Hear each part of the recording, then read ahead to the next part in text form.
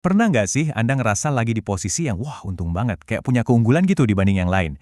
Nah, ternyata ada loh satu idiom keren dalam bahasa Inggris buat ngegambarin posisi itu. Vantage ground.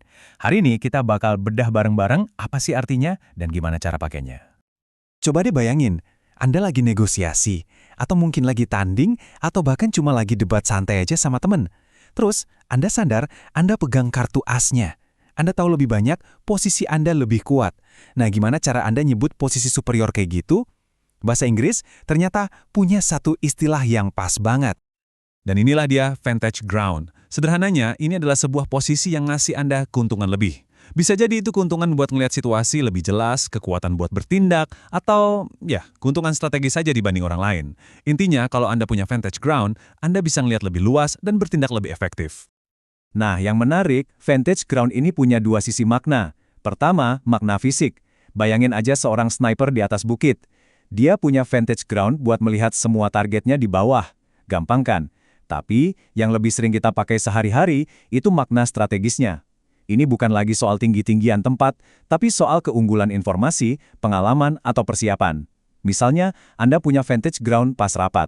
Karena cuma Anda yang udah baca laporannya dari halaman pertama sampai akhir. Itu dia. Terus gimana cara pakainya di kalimat? Gini contohnya. Dengan pengalaman panjangnya, dia memiliki vantage ground dalam diskusi tersebut.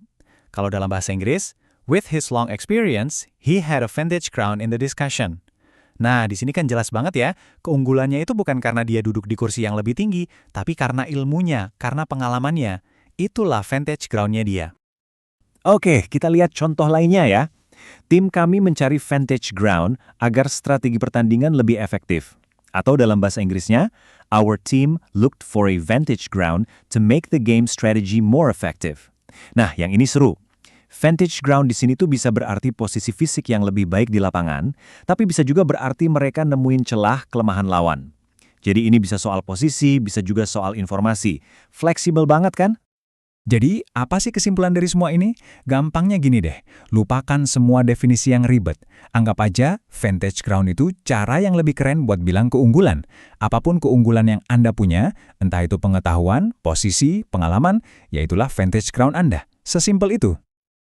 Nah, sekarang pertanyaannya saya lempar balik ke Anda. Dalam pekerjaan, dalam studi, atau dalam kehidupan sehari-hari, di mana vantage ground Anda yang berikutnya? Hal apa nih yang bisa Anda siapkan atau kuasai biar Anda punya keunggulan? Coba deh dipikirin. Oke, terima kasih banyak ya sudah menyimak. Semoga obrolan kita hari ini bermanfaat. Sampai jumpa lagi.